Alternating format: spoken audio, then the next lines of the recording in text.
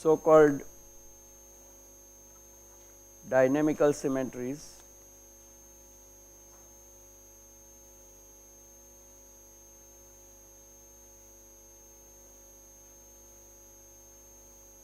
of the fundamental interactions.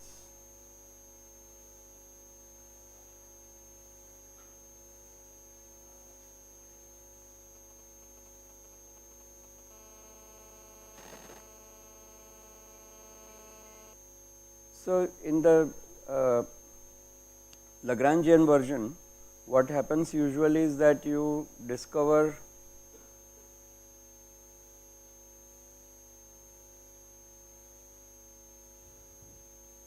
and the standard example is Kepler problem.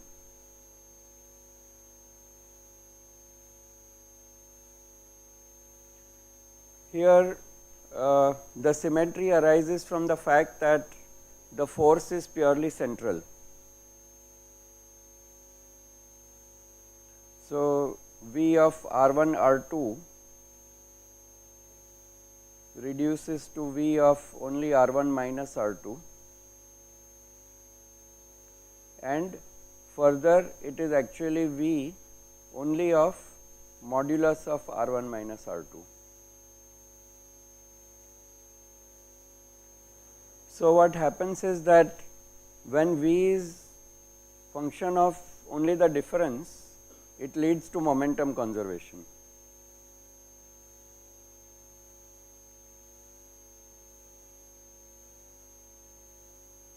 Which is mostly for the center of mass. So, it does not give you much insight into detail of the problem, just says that the whole, but it is an important outcome of the fact that it depends only on this, but this leads to angular momentum conservation.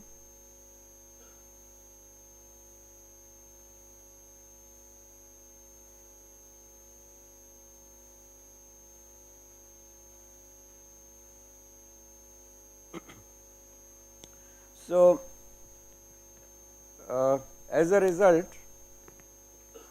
the symmetry of the problem, that it does not depend on certain coordinates, leads to conserved quantities.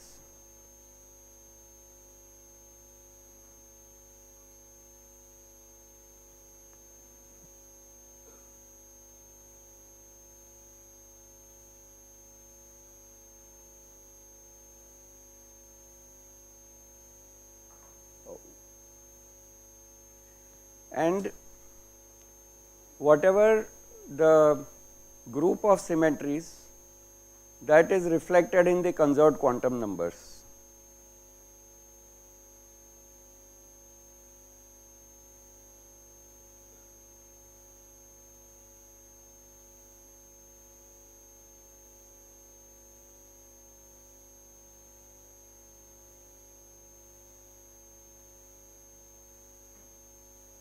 Or sometimes we call them charges.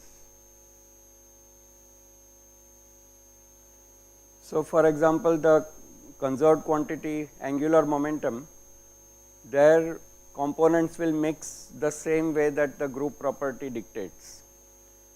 I am not going into too much detail of proving things because we want to say some more things, but the first thing we can check very quickly, this statement of momentum conservation.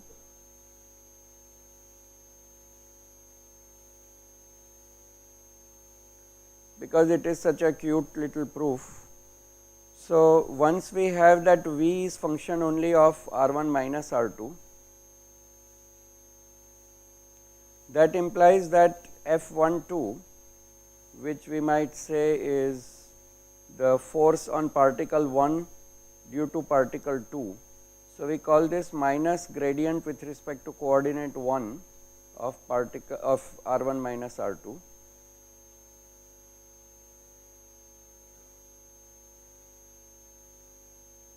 Whereas F21, force on particle 2 due to particle 1,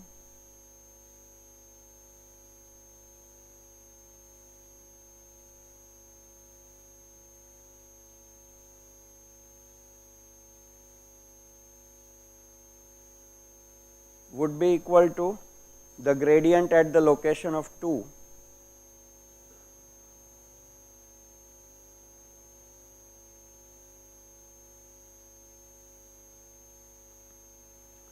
but clearly we can write the in gradient expression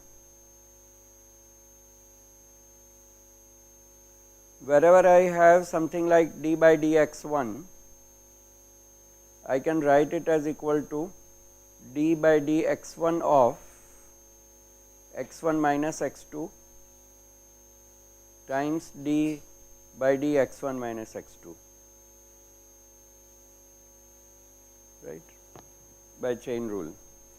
But similarly I can write d by dx2 to be equal to d by dx2 of x1 minus x2 partial x1 minus x2. So now what happens is that this operator, I am actually scuttling writing the detail of a proof. This part is the same in both.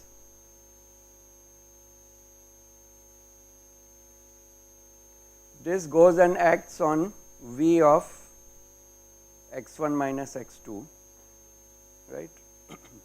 So it is going to give the same thing in both. V is intrinsically function of x1 minus x2 and this gradient is with respect to that coordinate. But these two have opposite sign.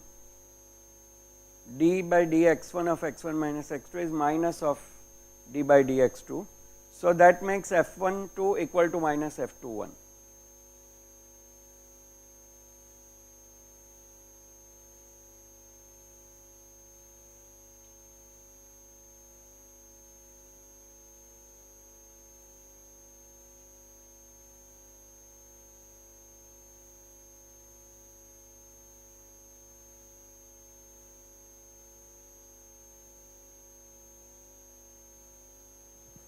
So basically this gives a plus sign, and I think what we should write is the detail of it is that this is just a plus sign and this is just a minus sign. Okay. So it is not as if this is, so let me just keep this sign same, but this is equal to minus sign.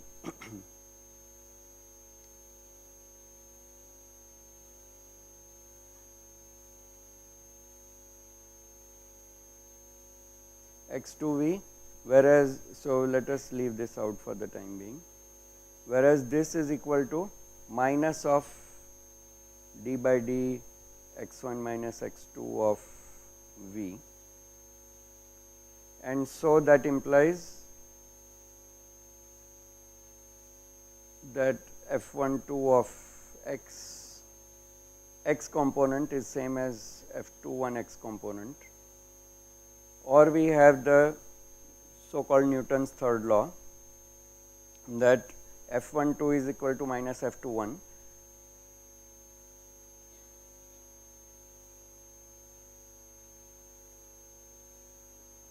But that also means that d by dt of p1 plus p2, because f on 1 causes rate of change of momentum of 1, f2 causes rate of change of momentum of 2. So this is also equal to 0. So we get that this total momentum is conserved.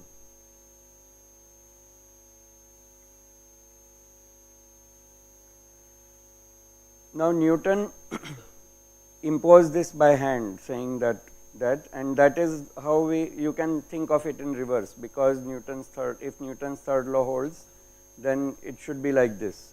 But this is not always necessarily true. Newton overreached a bit. Actually Newton's laws are not like Euclid's laws, they are more like, I think the real principle is the second law, and the third law is essentially putting a caveat on how the law is to be used, because otherwise the system is not closed. But we also get in electromagnetism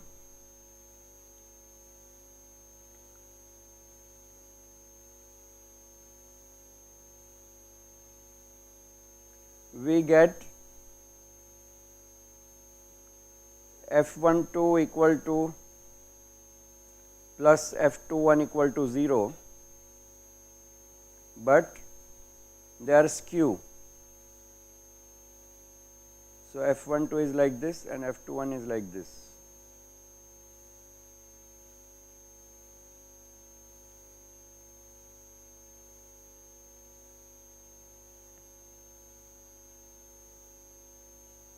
Okay. So they are not along the line joining the two points. This particle is here, this particle is here. So it causes a torque. So, but not along the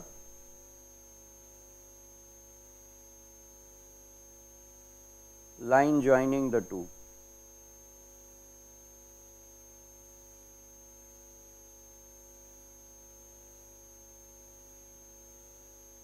Okay.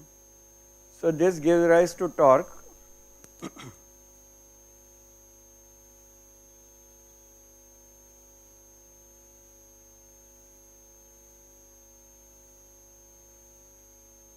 And thank God for it, because that is how all the motors run, because if really it was so rigid that it could not be skew like this, so there is a separation between the two D, and torque is, the torque and couples are calculated from that. So this is 2, this is 3, but the point is that when both are satisfied in the more simpler problems, when V is also restricted,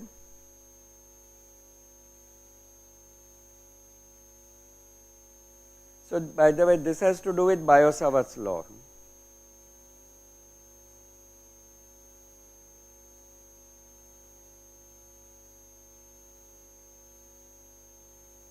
It's not going to happen in Coulomb's law.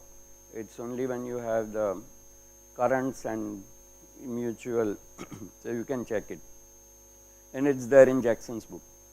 Now when V is also restricted to being V of the modulus of R1 minus R2, that is a real restriction. And now it depends only on separation, not on the vectorial separation. Then we get, in addition to both d by dt of P1 plus P2 equal to 0, and that d by dt of R1 minus R2 cross P1 plus P2 equal to 0. So then R cross P is equal to 0. Okay. So I'm sorry. So we have to write with respect to some center. So R1. So let's not. This is not correct. We have to write R1 cross P1 plus R2 cross P2. The way I'm thinking. Okay. So it is this that is equal to 0. And this can be actually derived from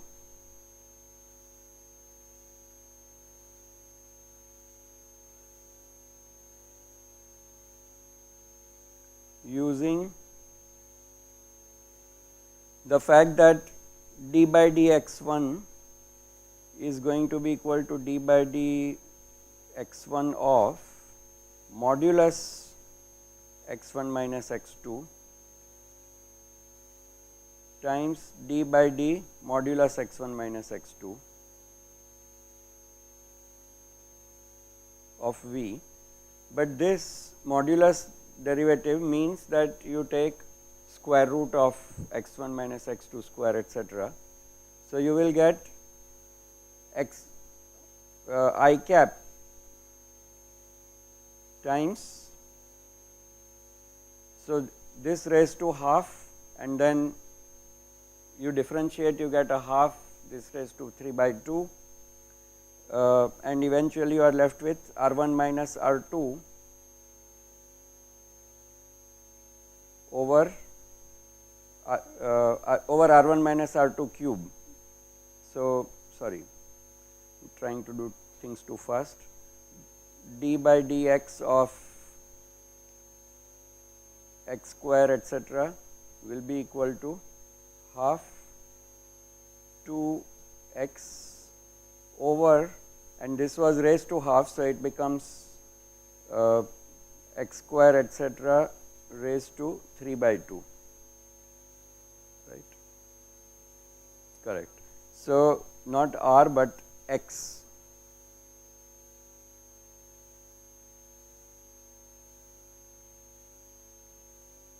This is what you will get.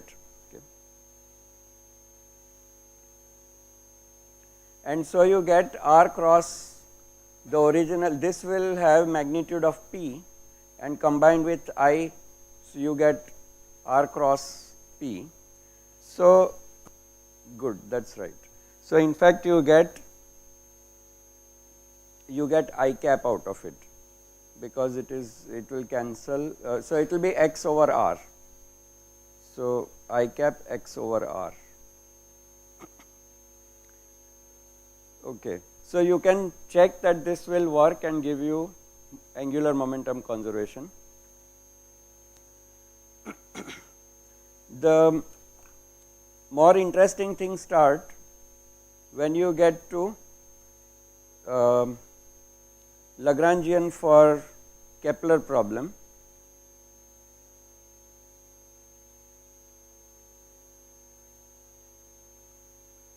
Here you write for the reduced coordinate,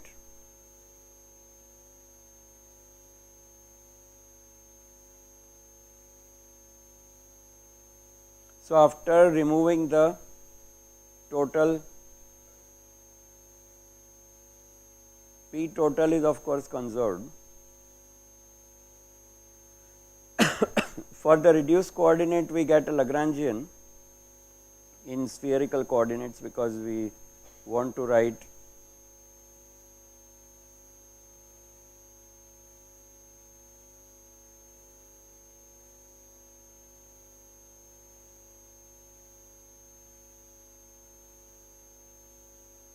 plus V of plus 1 half m r square sin square theta phi dot square and minus V of only r. Right, this is how the Lagrangian of a single coordinate, it is a reduced coordinate, looks. Now the point is that the V of r does not contain phi dot, it does not contain the velocities.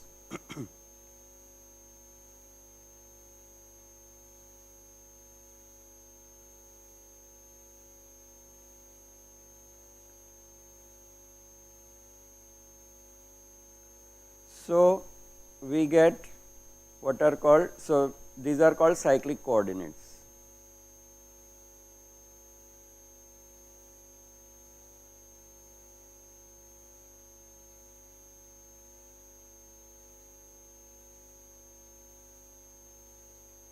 Because what we find is that if we write Euler-Lagrange equation, then something like d by dt of dl by d phi dot minus dl by d phi dot dl by d phi equal to 0, but this is already equal to 0. So, you find that I am very sorry, I am being so careless, do not contain theta and phi, not the velocities.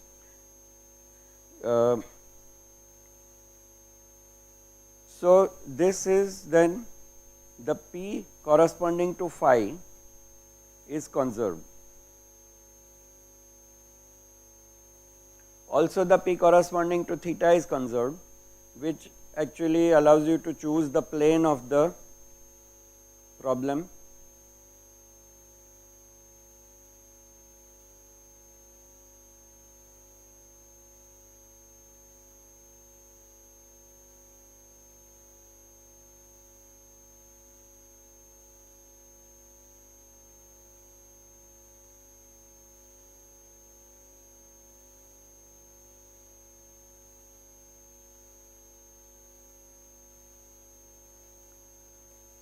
of the relative coordinate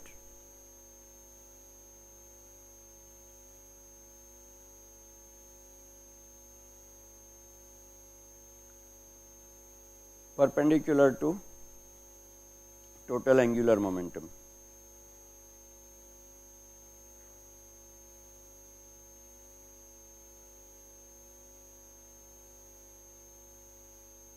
So, the p theta and p phi, although we are calling them phi, they are generalized momenta and they are actually the components of angular momentum. So, this is how it goes. So, I want to just say that corresponding to the fact that, so return to symmetries and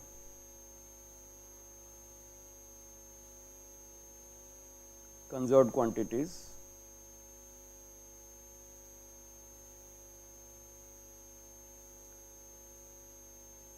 So, corresponding to rotation symmetry,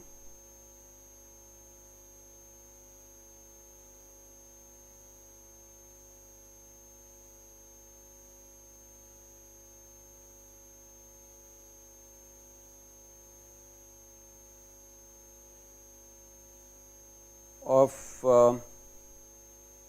V and therefore of total L, we get 3 conserved quantities.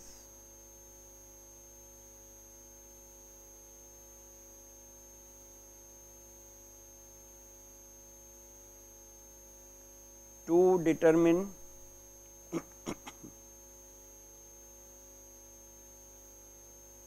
L cap, which is the plane of the coordinate,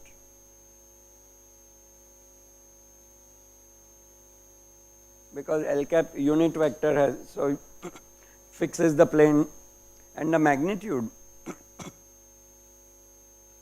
determines the gives you the Kepler's area law,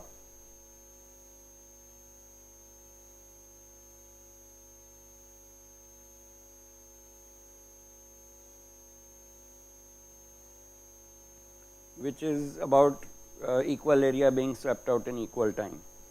So, corresponding to the 3 symmetries, you get 3 conserved quantities.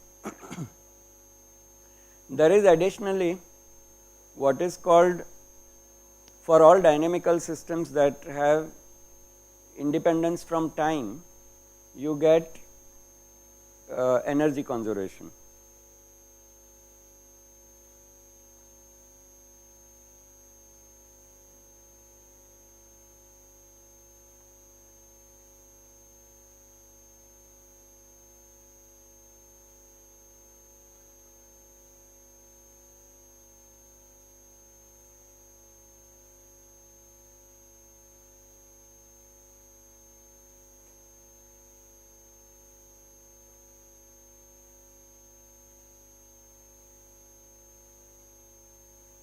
Which in plain language is energy for most of the time. Okay. And the statement of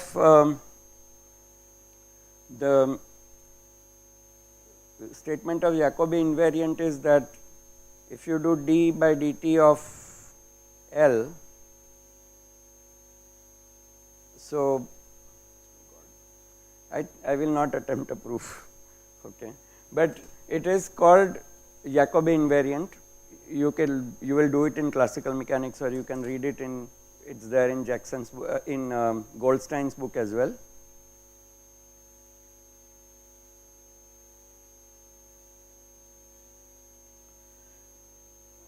So, the point is that the Kepler problem then reduces to only knowing the angular momentum in the plane and the total energy. So,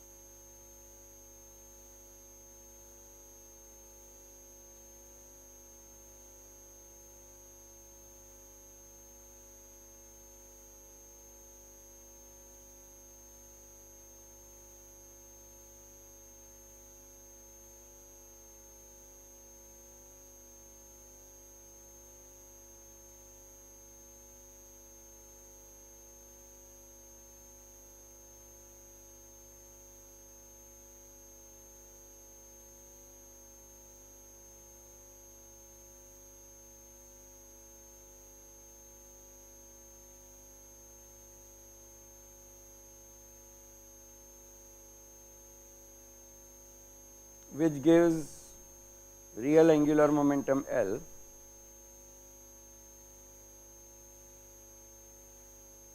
So, the direction of L we used up in choosing the plane, and the magnitude of L is what remains, and total energy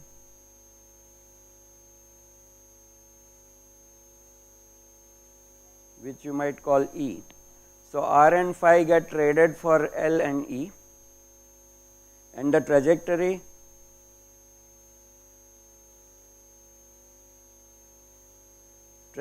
are conic sections.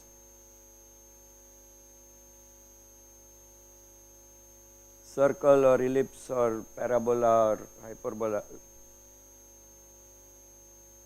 which also have two quantities that fix the geometry of the trajectory, which is the major and minor axis or the latus rectum and location of focus, etc.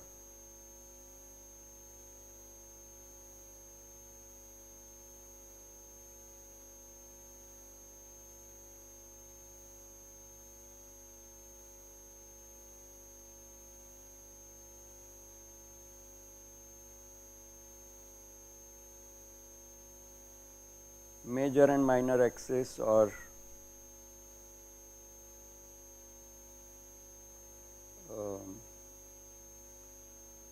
what is it called, eccentricity and latus rectum.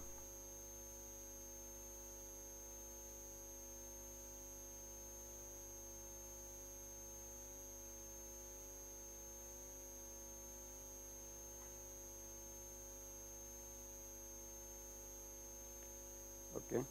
So, these are the consequences eventually.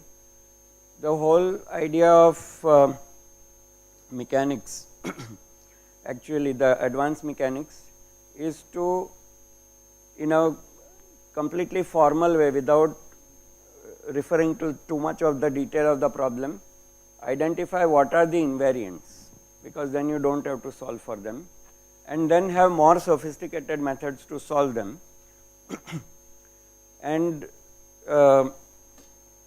for the more sophisticated methods, they reduce them to these oscillator problems, so called Hamilton-Jacobi theory. So, all of mechanics essentially tries to do this, identify invariants, and for the remaining coordinates reduce it to a oscillation problem called Hamilton-Jacobi theory.